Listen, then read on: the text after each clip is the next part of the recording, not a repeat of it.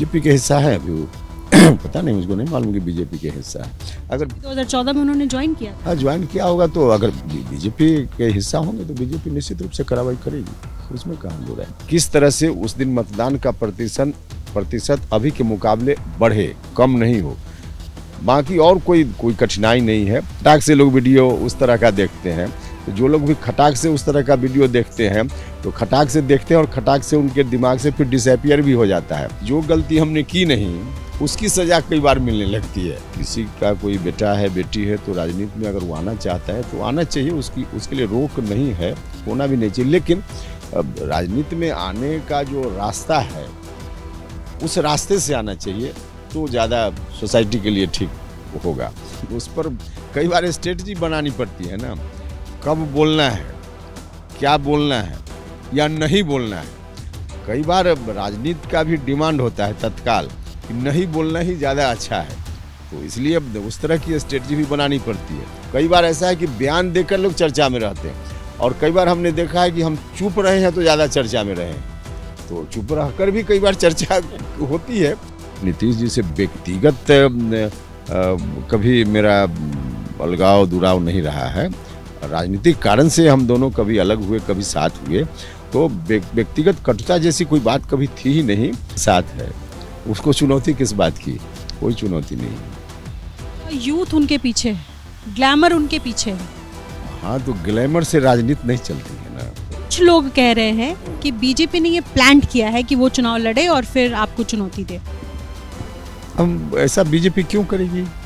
जो लोग भी ऐसा कर, बीजेपी ऐसा क्यों करेगी? 400 पार का जो नारा है तो उसमें बीजेपी खुद ही अपने पैर में कुल्हाड़ी मारेगी ऐसा करके। उपेंद्र कुशवाहा देखने में जितने सरल शालीन, उतने ही क्या इनके जब ये क्षेत्र में जाते हैं, लोगों से मिलते हैं, क्या वही शालीनता झलकती है। तीसरी बार ताल ठोक रहे हैं काराकाट लोकसभा क्षेत्र से। और आपको बता दें पिछले लोकसभा चुनाव में इनकी हार हुई थी। हालांकि इस बार क्या एक बार फिर से उपेंद्र कुशवाहा काराकाट सीट पर अपनी जीत दर्ज कर पाएंगे? उन्हीं के क्षेत्र में एबीपी न्यूज़ है और मेरे साथ मौजूद है खुद उपेंद्र कुशवाहा खास बातचीत करने के लिए। हालांकि आपको बता दें यहाँ 1 जून को चुनाव है, यानी सबसे आखिरी फेज में, 7वें चरण में। लेकिन धीरे धीरे यानी शनय शनय उपेंद्र कुशवाहा लोगों से बातचीत कर रहे हैं, जनसंपर्क कर रहे हैं अपने क्षेत्र में। उपेंद्र जी बहुत बहुत स्वागत है आपका। सबसे पहले तो धन्यवाद। और आप लोगों के बीच जा रहे हैं, बातचीत कर रहे हैं, एक ऐसी स्ट्रेटजी बताइए जो अभी तक आपको समझ में आया कि ये स्ट्रेटजी काम करने वाली है इस बार चुनाव में। देखिए स्ट्रेटजी क्या है, इस बार जनता ने ही मन बना कर रखा है पहले से, नरेंद्र मोदी जी को प्रधानमंत्री बनाना है। तो स्ट्रेटजी फिलहाल की स्ट्रेटजी तो हम लोगों के लिए मतदान का प्रतिशत कैसे बढ़े इस पर हम लोग ध्यान दे रहे हैं, क्योंकि फर्स्ट फेज में जहाँ मतदान हुआ है वहाँ मतदान का प्रतिशत काफ़ी कम है और उसके पीछे गर्मी का होना है, इतनी गर्मी पड़ रही है। 1 जून आते आते तो और ज़्यादा ही गर्मी बढ़ जाएगी।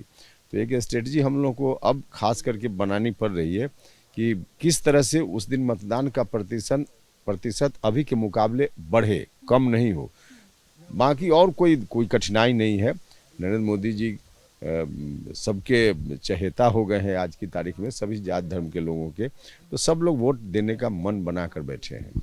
मेरा एक सवाल है, जब एनडीए के जितने सहयोगी दल है, जैसे कि आपकी पार्टी या इसके अलावा एलजेपी हो गई, जो भी सहयोगी दल है एनडीए की, वो भी अगर जनता के बीच जा रही है, क्षेत्र में जा रही है, तो वो कह रही है नरेंद्र मोदी।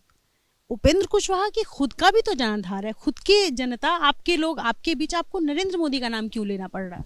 नहीं देखिए, आखिर अभी जो हम लोग देश में जो भी चुनाव का युद्ध चल रहा है इसके कमांडर तो नरेंद्र मोदी जी हैं ना, तो कमांडर का नाम तो लेना ही पड़ेगा।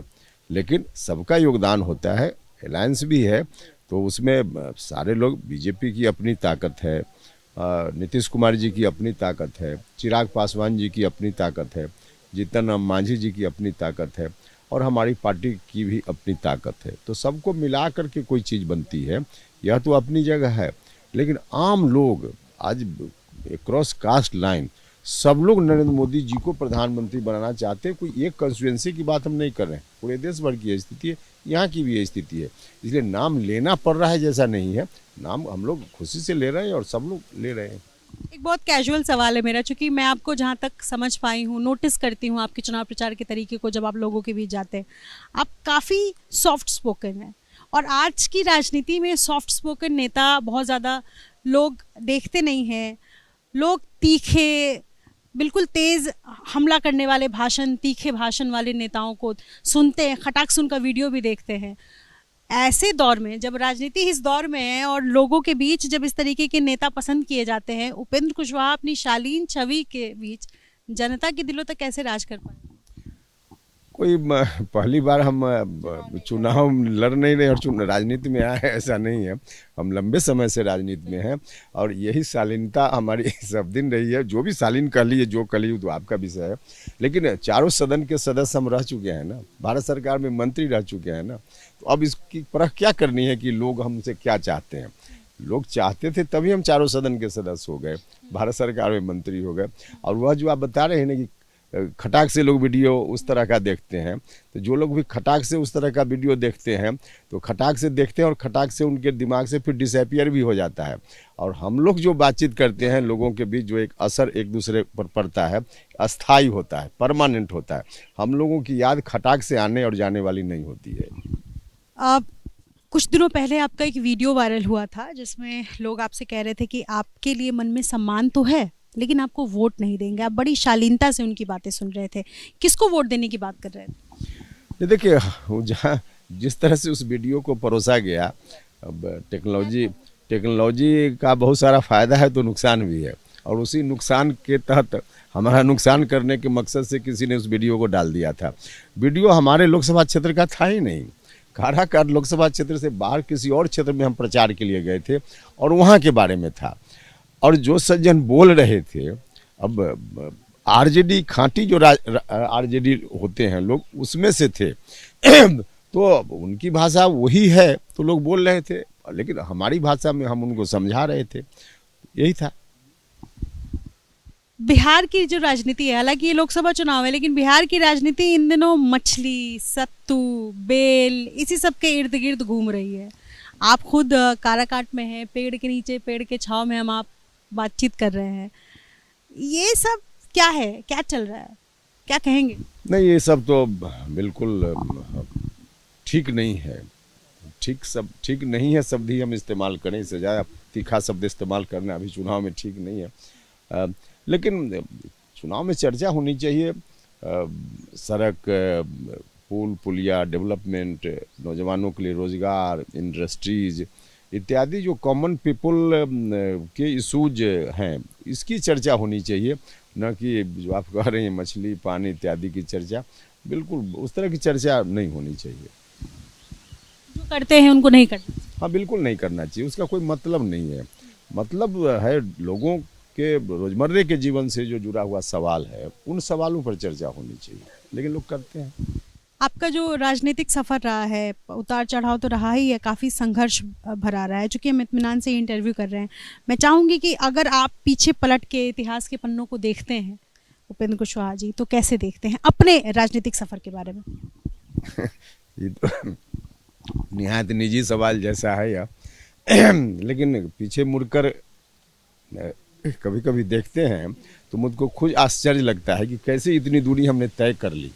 वाकई क्योंकि आज के ज़माने में जिस तरह से राजनीति हो रही है, माने हर तरह से इतनी गिरावट आई है। हम नहीं कह रहे कि उस गिरावट में हम सबसे ऊपर हैं, ऐसा हम नहीं दावा कर रहे हैं। सब पक्ष के कारण गिरावट हुई है, अपनी जगह है, लेकिन मुझको आश्चर्य होता है कि कैसे इतनी दूरी तय करके, क्योंकि जिस साधारण परिवार से हम राजनीति में आए, हाँ बिल्कुल कोई विरासत में राजनीति मुझको मिली नहीं, अपनी मेहनत के बल पे और फिर जो लोगों का सपोर्ट है, स्नेह प्यार है, इसके कारण बढ़ते गए। जो बीच में उतार चढ़ाव आया, सबको झेलते हुए बढ़ते गए, अभी यहाँ तक हैं। बस यही है। कोई गिला शिकवा नहीं, कुछ नहीं, किसी से कोई गिला शिकवा नहीं है। इसी तरह से चीज़ें चलती हैं, समाज इसी तरह से चलता है। और हर आदमी के जीवन में कभी सुख दुख कभी उतार चढ़ाव चलता है, तो बिल्कुल नॉर्मल जैसा है, ऐसा कुछ नहीं है। लेकिन हाँ, पीछे मुड़कर देखते हैं तो कई बार मुझको लगता है कि वाकई लोगों का स्नेह प्यार है, जिसके चलते हम यहाँ तक आ गए। ऐसा वाकया जो आप शेयर करना चाहें हमसे? नहीं, अब इसमें शेयर नहीं। अब देखिए, कई बार तो लगता है कि जो गलती हमने की नहीं उसकी सजा कई बार मिलने लगती है।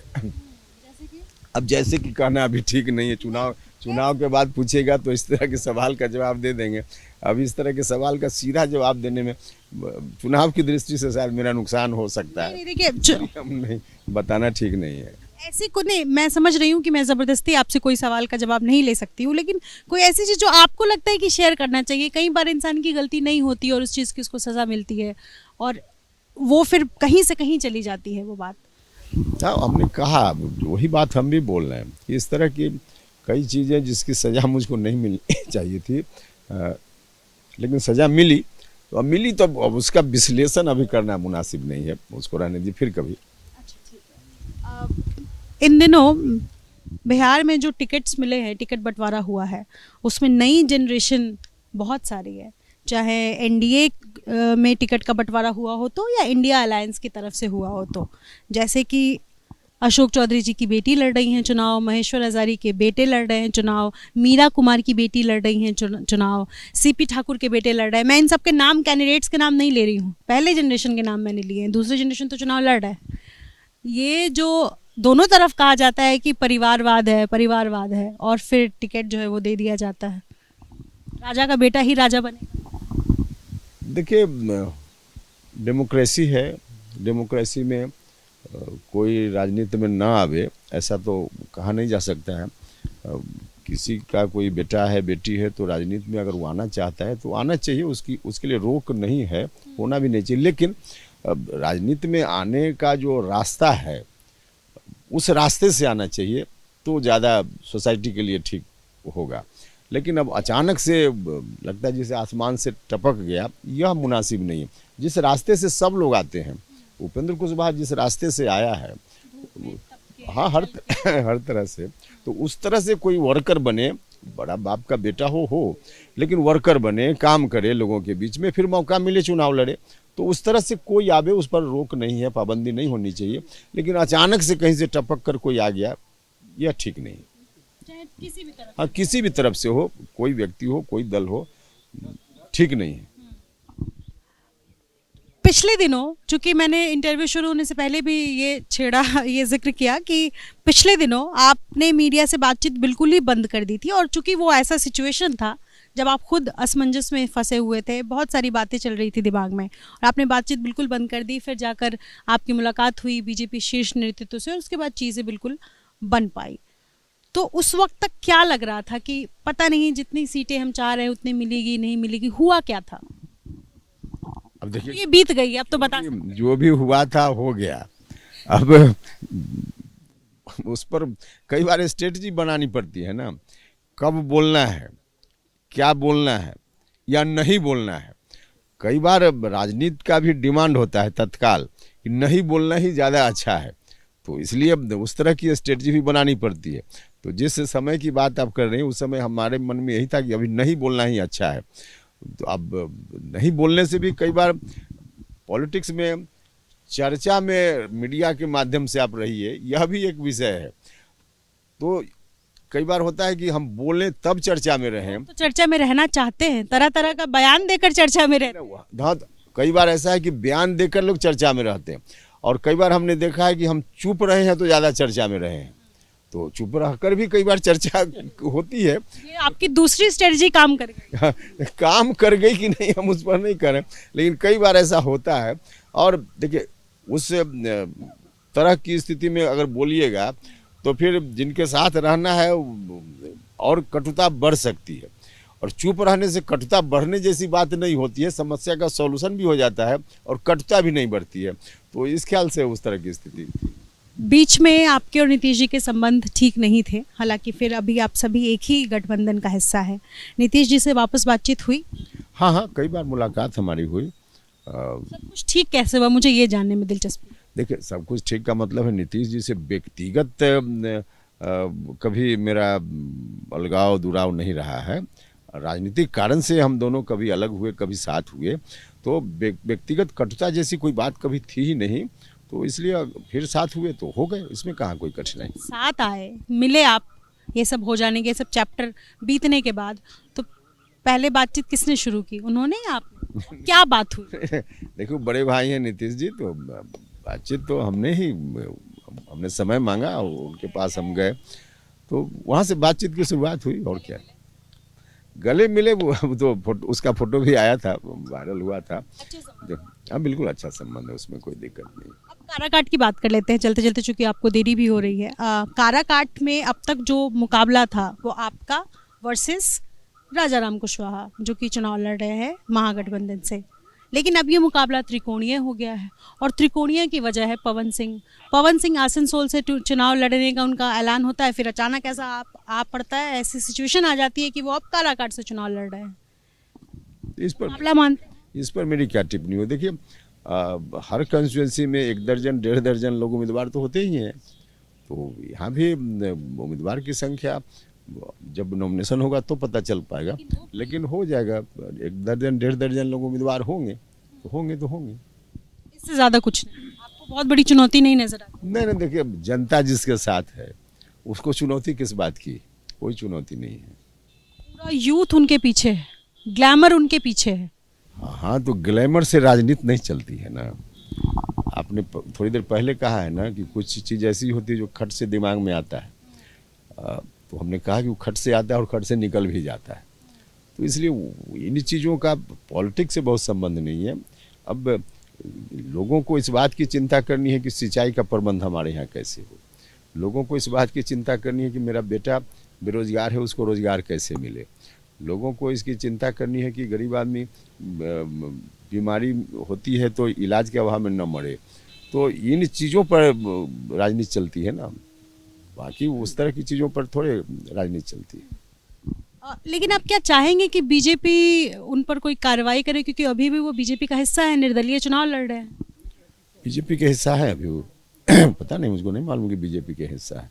अगर 2014 में उन्होंने ज्वाइन किया था। हाँ, ज्वाइन किया होगा, तो अगर बीजेपी के हिस्सा होंगे तो बीजेपी निश्चित रूप से कार्रवाई करेगी, उसमें कहाँ दो है। कुछ लोग कह रहे हैं कि बीजेपी ने ये प्लान करके उनको यहाँ से चुनाव लड़वाने का मतलब प्लान किया है कि वो चुनाव लड़े और फिर आपको चुनौती दे। हम ऐसा बीजेपी क्यों करेगी? जो लोग भी ऐसा कर, बीजेपी ऐसा क्यों करेगी? 400 पार का जो नारा है, तो उसमें बीजेपी खुद ही अपने पैर में कुल्हाड़ी मारेगी ऐसा करके। हमको नहीं लगता है, जो लोग भी बोल रहे हैं गलत बोल रहे हैं। ऐसा करने का मतलब अपने पैर में कुल्हाड़ी मारने जैसा हो जाएगा ना, तो बीजेपी जैसी बड़ी पार्टी ऐसा क्यों करेगी? बिल्कुल नहीं। नहीं, उस पर तो अभी तो उम्मीदवारी भी नहीं हुई है, बाकी कार्रवाई का समय आएगा। कार्रवाई निश्चित रूप से, अगर बीजेपी से संबंध है उनका, हमको नहीं मालूम कितना क्या है, अगर है संबंध तो बीजेपी कार्रवाई करेगी। चलते एक आखिरी सवाल, अगर उपेंद्र कुशवाहा इस बार चुनाव जीत जाते हैं तो क्या वो चाहेंगे कि केंद्रीय मंत्रिमंडल का फिर से हिस्सा हो? इस पर कोई मेरा जवाब नहीं। धन्यवाद। उपेंद्र कुशवाहा है, 1 जून को चुनाव है और अपने क्षेत्र में बड़ी बेबाकी से सभी सवालों का जवाब देते हुए अपने सहयोगी CK सिंह के साथ यदि श्री, ABP न्यूज़, काराकाट।